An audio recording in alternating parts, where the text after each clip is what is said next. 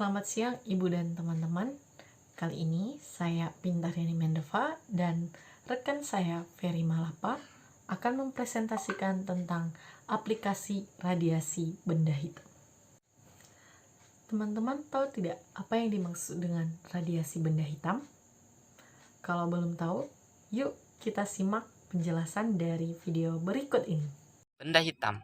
Sebenarnya konsep dari benda hitam sendiri sangat-sangat sederhana dan penerapannya pun sangat-sangat sering kita temukan dalam kehidupan kita sehari-hari. Dan mungkin saja teman-teman sering memanfaatkan konsep dari radiasi benda hitam tersebut dalam kehidupan sehari-hari. Mungkin saja tanpa disadari hal itu telah teman-teman lakukan. Jadi apa sih sebenarnya benda hitam itu sendiri? Konsep benda hitam pertama kali diperkenalkan oleh seorang fisikawan terkenal bernama Gustav Robert Kirchhoff pada tahun 1862. Beliau berasumsi bahwa ternyata benda hitam pun ikut memancarkan gelombang elektromagnetik radiasi. Hal yang harus kita pahami di sini bahwa setiap bahan yang dimiliki oleh suatu benda mempunyai kemampuannya sendiri, dayanya sendiri untuk menangkap, menahan, dan memancarkan kembali energi radiasi yang diterimanya ke lingkungannya. Dan benda hitam adalah benda yang paling sempurna untuk melakukan hal ini. Perlu dipahami bahwa semakin mudah kemampuan dari benda tersebut untuk menangkap energi radiasi, maka semakin mudah benda tersebut dalam melepaskan energi radiasi itu sendiri.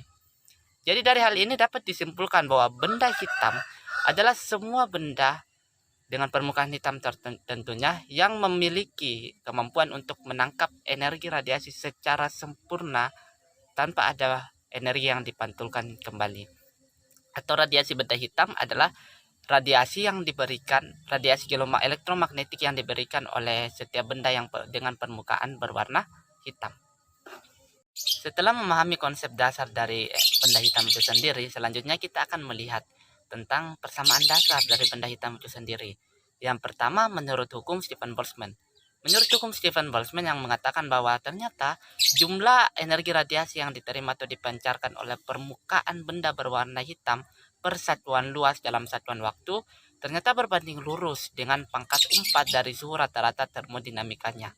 Sehingga persamaan ini dapat ditulis dengan I atau intensitas radiasi atau jumlah energi radiasi per satuan waktu per satuan luas tadi sama dengan P atau daya dibagi dengan luas dari permukaan benda itu sendiri, dan sama dengan dari E atau koefisien radiasinya, di mana koefisien radiasi benda hitam selalu sama dengan 1 dikali tau atau ketetapan konstanta Boltzmann dikali suhu atau T pangkat 4 dalam Kelvin. Persamaan berikutnya diambil dari hukum pergeseran Wein, di mana berdasarkan hukum pergeseran Wein didapatkan fakta bahwa ternyata panjang gelombang atau lambda untuk intensitas maksimum itu ternyata bergerak ke arah panjang gelombang atau lambda yang lebih pendek atau ke arah frekuensi yang lebih tinggi. Karena kita tahu bahwa ternyata panjang gelombang lambda selalu berbanding terbalik dengan frekuensi F dari benda tersebut, sehingga pergerakannya akan menuju ke arah panjang gelombang lambda yang lebih pendek seiring meningkatnya suhu dari benda tersebut. Atau secara matematis kita dapat menuliskan bahwa lambda maksimum dikali T suhu sama dengan C atau ketetapan pergeseran Wein dengan nilai 2,9 dikali 10 pangkat 3 meter Kelvin. Yang terakhir diambil dari hukum radiasi konstanta Planck. Hukum radiasi konstanta Planck akan menjelaskan mengenai distribusi atau penyebaran energi radiasi dari benda hitam itu sendiri. Di mana ternyata menurut Planck bahwa ternyata energi radiasi yang diserap atau dilepaskan itu ternyata tidak berlangsung secara kontinu, tetapi energi tersebut diserap atau dilepaskan dalam bentuk paket-paket energi yang disebut sebagai distrik atau kuanta. Sehingga secara matematis unsur dari bilangan kuantum di benda tersebut akan mempengaruhi besarnya energi, atau secara matematis dapat ditulis sebagai E energi sama dengan N, di mana N adalah bilangan kuantum nilainya 1, 2, 3 dan seterusnya. H adalah dikali H yang adalah konstanta Planck dikali F yang adalah frekuensi dari benda tersebut. Selanjutnya yaitu aplikasi dari penerapan radiasi benda hitam.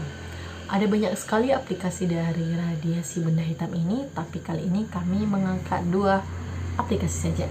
Yang pertama, penggunaan pakaian hitam. Kita semua pasti sudah menyadari hal ini, bahwa menggunakan pakaian putih di siang hari yang terik lebih efektif atau lebih nyaman jika dibandingkan dengan menggunakan pakaian berwarna hitam. Mengapa hal tersebut bisa terjadi? Karena berdasarkan teori radiasi benda hitam, bahwa benda hitam itu lebih gampang menyerap panas tetapi tidak memantulkannya kembali, sehingga kalor atau panas itu terperangkap dalam benda hitam tersebut. Aplikasi yang kedua yaitu panel surya. Panel surya merupakan perangkat yang digunakan untuk menyerap radiasi dari matahari. Panel surya terdiri dari wadah logam berongga yang dicat berwarna hitam dan dengan panel yang terbuat dari kaca. Nah, kalau radiasi dari matahari diserap oleh permukaan hitam dan dihantarkan secara konduksi melalui logam. Bagian dalam panel dijaga tetap hangat oleh efek rumah kaca. Kemudian, sirkulasi air melalui wadah logam akan membawa kalor menjauh untuk dimanfaatkan pada sistem pemanas air domestik dan juga dapat dimanfaatkan untuk memanasi kolam renang. Radiasi benda hitam merupakan penemuan yang paling dekat dan paling akrab dalam kehidupan sehari-hari kita. Mengapa?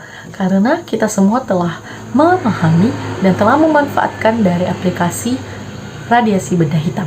Nah, setiap benda itu memiliki kemampuan untuk menangkap, menyerap, dan memancarkan radiasi kembali ke sekitarnya yang berbeda-beda. Dan benda hitam adalah benda yang paling sempurna untuk melakukan hal tersebut.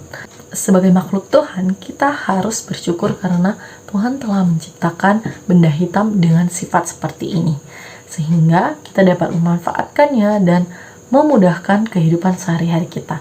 Salah satunya adalah panel surya yang telah dibahas tadi.